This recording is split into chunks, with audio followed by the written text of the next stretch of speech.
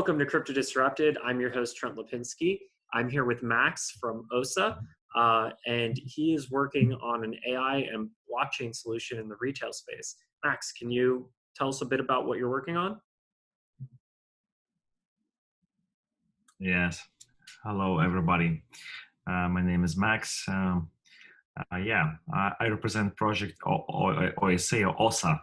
So we are working on the recommendation service for the consumers that come and visit the retail grocery shops. So we came up with the idea that people basically don't like making choice, and if they were recommended, they would much prefer to follow the recommendations which they trust.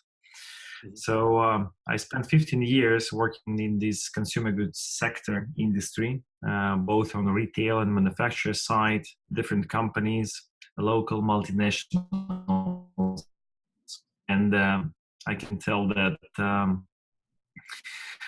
there's no trust between anybody, including suppliers to retailers and to consumers, and there's very poor data interchange between different parties, and everybody suffers. Supply chain is inefficient, everybody's losing money, and so we were trying to make things much more efficient by creating the OSA. And we started to do this with providing the service as a B2B part, like sharing the data and sending alerts to the supply chain parties. So to make the products always available on the shelf, so the sales go up. But then we look at the technologies that we have. That includes image recognition, product catalog, etc. And the idea came to our mind, let's provide this technology for the real shoppers, so that they can come to the typical offline store, open an application, point the camera on the shelf, and it will be just highlighting the products which is best to take from the shelf. So the input could be the medical record or taste preferences, and instead of reading and comparing different product labels, so it will be just showing on the screen, highlighting on the screen which product is the best option. So, and it's actually dramatically changing the way how people will shop, bringing the online experience to the offline shelf on one hand, and on the other hand, maximize the value, because people could be health cautious. People could be looking at the price savings. So there could be very different scenarios that could be supported. Okay. So that's the idea. So the thing that kind of comes to my mind is so Amazon does a lot of these potential services for what they're doing. So it sounds like what you're trying to do is bring, artificial intelligence, blockchain, supply chain management to other retailers that don't necessarily have the same technology or the same access to technology that Amazon does, and bring that same level of solution, but using blockchain in a decentralized system to be able to accomplish similar goals. Is that kind of the idea? Yes, that's kind of the idea. Amazon and all other companies, they're creating their own ecosystem of data. Mm-hmm. So what we were thinking is to provide the people an application, and which we call lifestyle application, that can support their shopping and dining and sport activities within all different channels, including HoReCa and in-home dining and the grocery shopping.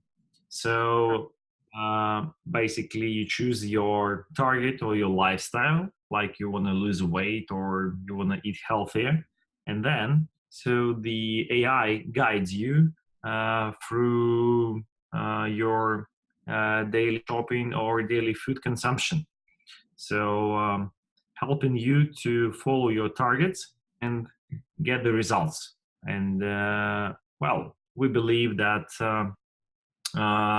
with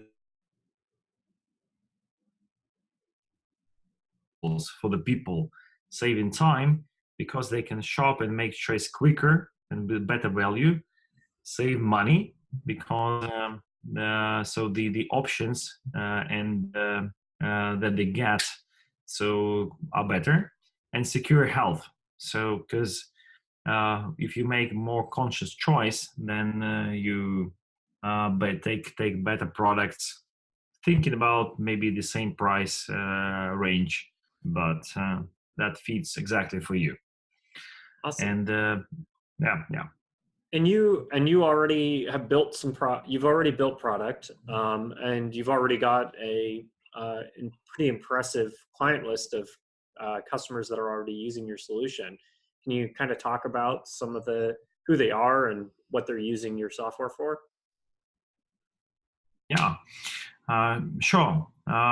We started the company 3.5 years ago, and we didn't think that days about connecting and helping the consumers. Actually, the technologies were not there, and well, we focus on a very simple and the problem that we all good understood to make products always available. So by improving the supply chain, so we were improving the level of on-shelf presence, and OSA basically stands for optimal shelf availability. So from like 90% to 100, which brings some 3, 5, 7% additional sales. And if you think that, if you look at the food grocery retail, this is actually the biggest industry in the world, according to the World Bank, if you look at the revenue. So if you add even a couple of percent on the top, that's huge money. So, and we started with this service, but then we understood, hey, same technologies, give to the people, and then they start to be a data providers. And actually, if you look at the all offline retailers and also manufacturers, when they make a survey of the month and understand what people are looking for, they look at the sellout data. And sellout data is a result of your choice, but not the process, like how you make a choice. So we are building here a very new data set, which can be used by companies and brands for the new products introductions, for the new products development, because they understand what people are looking for and what they buy. So how they make decisions. And I think also important to mention is that there's currently no medical studies in the world showing the dependencies between what people eat and what the disease they have. Mm-hmm. So the database that we are creating will be quite unique, because finally you understand. So you see people eat at home, outside home, and what diseases and problems they have. And I think this is also important, not just for medical things, but also for insurance and there's many other applications. Mm-hmm. Interesting. So the data that you're collecting here with all these retailers, as you're saying, you can essentially know what people are consuming, know what foods they're eating, and then you can potentially match that to healthcare data and see if there is a correlation between what they're eating and any potential health issues. Yeah, and I think the thing about the with blockchain and our coin play very interesting and essential role here, because so unlike many other big companies like Google, Facebook, which basically take our profile and then monetize by showing us the advertisement and just giving us the service. So we started to explore different approach. So when people start to be a data provider, and if the data about themselves, their family is, it creates value. And if somebody like brands or retailers or insurance companies, we need this data, so people start to share this data and get the reward for that. So people get the reward by providing the data about what they shop, what they buy. When they buy it and consume the product, they leave a feedback. It's also recorded in our database and shared to the other users. So we provide them with incentive, which is OSA coin. And OSA coin is actually going to be a very interesting product, because when I discuss the idea of the Bitcoin and other cryptocurrency with the many guys who are not actually in crypto, they ask me how I gonna use it. If I get some coins, how I'm gonna use it. So the idea of the OSA coin is that the retailers start to accept this coin as the mean of payment, okay, in the stores. Okay. So you get coins for providing the data, you go to the shop, you spend the coins in the retail, and then retailers can sell these coins to the branded goods and to the other manufacturers, because in our scenario, on the screen, you not just see the product choice, but also you can receive the individual price offer, like a discount or special conditions. And manufacturers will be providing these discounts using the coin. So basically, you create a angle of coin interchange between these three parties, and making these OSA coin potentially the most popular coin in the world, because basically all the people doing shopping, and potentially a lot of people will start to provide the data when they get the value and they get the reward. Interesting. Okay, so they can use, so there's incentive with your cryptocurrency then for both consumers as well as the retail shops, and then they can use the coin themselves between the retailers and the suppliers as well.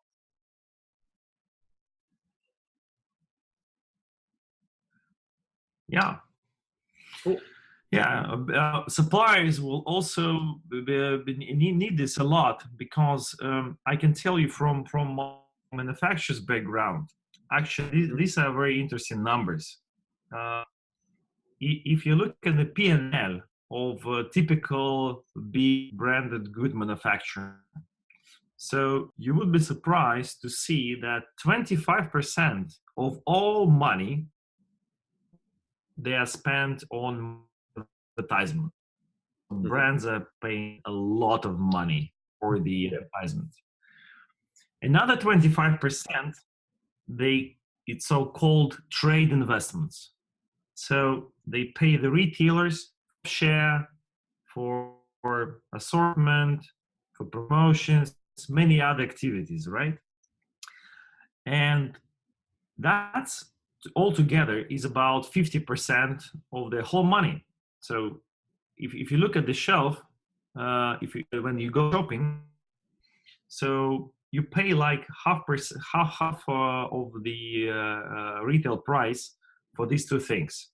So does it really create a value for you as a consumer? Are you ready to pay such a huge money for that? Well, it's a big question mark, but that's the existing business model, because so brands are pushing for you advertisements from TV, billboards, etc. And also they push their products from you from the shelf. So, and because when you stand in the shop with the thousands of items, well, you take what you are proposed to do, but it's not most optimal choice. I mean, I'm not sure. But if you think about using the application, so in some scenarios, it may highlight you the product, which probably totally unknown to you. I mean, you don't know the brand. I mean, you have zero experience, but the product rating, which is created by other consumers, is the very top for this. So, and I think people will start taking what is recommended by the system because all the surveys show that people trust to other people much more to the marketing and advertisement. Okay, Yeah. so especially so some manufacturers in the future they would have potential to reinvest this half of the price to improvement of the product The product. experience, Yeah. quality of the ingredients, and even significant price reduction. Hmm. So, and that's how we see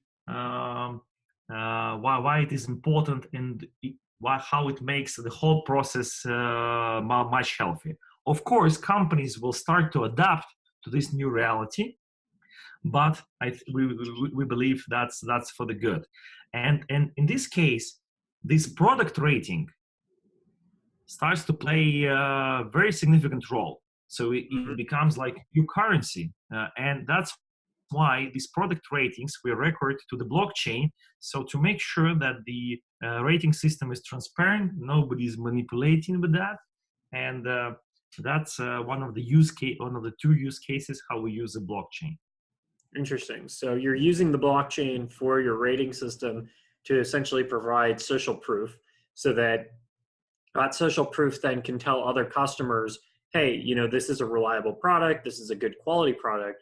And then that system then forces the manufacturers to create better products and actually forces them to compete. Because, I mean, right now, a lot of these companies, they have they're monopolies. They have a lock on the market. So they just make cheap products that, they spend all the margin on marketing rather than actually trying to build or create a product, or even food that's healthy and good for you and that actually has a benefit to the consumer. um, they just rely on brands currently to be able to push those products. So you're creating a system that ultimately kind of levels that playing field and gives the consumer a little bit more power, but then also uses artificial intelligence to be able to come in and kind of help them make a better choice, so that they're not having to make this choice blindly. They're making this choice based off data, based off of other people's experiences, and based off this review system. Yes, absolutely. Because you're quite right. I mean, I can add no more. Look. When you buy a new car or flat screen TV, you make a survey in the internet. But if you Hmm. go to buy a cheese or yogurt, you won't do it. So you Yeah. just rely on the brand and the shelf presence. And well, many people experimenting too much. That's why the shopping list is quite sometimes the same. But at the same time, these companies are spending huge budgets on new product launch and advertisement, which is again money taken from your pocket, which is not creating too much value. And Yep. if you think how many new product introductions fail, I can tell you it's more than 70 or 80%. So it's huge money, really. Yep. Uh, I analyzed the P&Ls of all the manufacturers and the retailers for the last 20 years, and I can tell you, so many of them don't have the healthy business. All the retailers, their market cap is decreasing year by year, so the shareholders don't trust them. If you look at the online retail, which is like second generation of retail, well, I don't know any company so far which could make online delivery for food really profitable business. Even Amazon, I mean, they are They're not trying. yeah, they're not generating profit. And then also retailers, they are often successful on the local market, so they couldn't scale or export the business model to the international to the other markets. So well, that's what we think, that the third generation of retail or of the different model will be AI powered digital assistants that are connected to all point of sale, all the data, all the consumers. Yep. can recommend, can suggest, I can also deliver what you want to where you want at the exact time, not creating this all new huge infrastructure, but using the existing infrastructure of existing stores. And just so we think it's going to be a data company, and the role of OSA to be these third generation provider and supporter to the future smart consumers. We call them smart consumers. And you're already working with a number of companies like Coca-Cola, L'Oreal, PepsiCo. So you've already got these relationships in place, correct? Yeah, we work with them as the B2B service for supply chain. So, but we starting to work with them about healthy eating because, well, they also quite under pressure by governmental institutions and by people. So people want to know more about product sourcing, more information, and eating healthier. Well, it's quite painful and difficult discussion for these companies because some people say they are producing not healthy food, but I think part of a problem is that the shoppers don't make conscious choice. I mean, Yeah. they understand that this product is not good, but what's the alternative? How bad is it? I mean, how much can I eat? So, because if you look at the label, product label, I mean, so to understand it sometimes it's difficult. To read it sometimes, Yeah. small letters, numbers, and some of the components and ingredients. I mean, you should be PhD in chemistry probably to understand what that means. So yeah, that's why we say, okay, you choose a diet or recommendation. It could be a diet of a famous person. I mean, if you want to create a diet and share with your friends, and it's also possible. And then the just follow, and without reading these labels, digesting it and understanding. So we believe that's the future. Like right now, basically, you turn on the navigation in your phone. You just follow the arrows, and you just basically switch off your brain. You just follow the navigation. If that works perfect, if that works well in your city. So that's what many people got used to rely on the On these systems, yeah. conditions and switch on. Yeah. And essentially, you're building a system that pulls together all this data, so that now you could create a system to be able to do that, so that you can guide people in being able to make healthier choices. Yeah, healthier, or I mean, the other reasons could be saving money, because or another example could be sustainability index, because sometimes so people more and more care about the ingredient sourcing, product sourcing, sustainable development. And if you have two products but one is more sustainable, well, you will also it will also be influenced on the choice. So we are not in favor of providing the physical labels on the products, because I mean, then again, you should product read and compare. But image recognition, this opens enormous opportunities. So because if you read and scan the barcode, you need to take one product after another. But if you use application and point the camera on the shelf, you can capture 50, 70 products at one shot. So which makes your comparison much more exciting. So that's why we call it's a combination of the search engine and the social network, because then again, this is peer-to-peer recommendation. Yeah. Very cool. Do you have any final thoughts before we wrap up?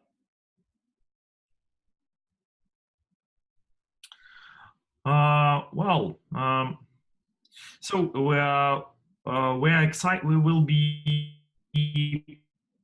in the this application to the mass market very soon. As I said, so we started as the B2B company. Also, I think the coin thing will be very powerful, and yeah, uh, I'm very optimistic about the future of this project because I think everywhere I travel, and now I spent quite a lot of time in different markets, and I talk to the people a lot, and they say, "Well, we'd like to have one for our daily use," Yeah. and yeah, we we hope we're very passionate bring it, to use it for ourselves, to use it for our families, and encourage everybody to be really much more conscious about the choices and maximizing the value. Because in many countries, still people spend very significant amount of money on buying food. So if they can optimize this, so it improves not just their health but also lifestyle that can they can support and yeah. No, it's definitely a fascinating use for the blockchain. And where can people find you? So we are now in Japan, Korea, China, Russia, Ukraine, and United States. So these are the markets where we have our offices, people, and we're doing business development. And yeah, I mean, the people can find us in these locations, in the Awesome. capitals. And the Yeah, website is osadc.io, correct? yeah, exactly. Yeah, yeah. Very cool. Awesome. Well, thank you for coming on the show. It's been a pleasure. Thank you. It's like almost 5 a.m. In my time zone. Well, thank you for coming So on. I hope I was not too sleepy to pitch on that. So yeah, thank you for your questions. Really appreciate this. Thanks.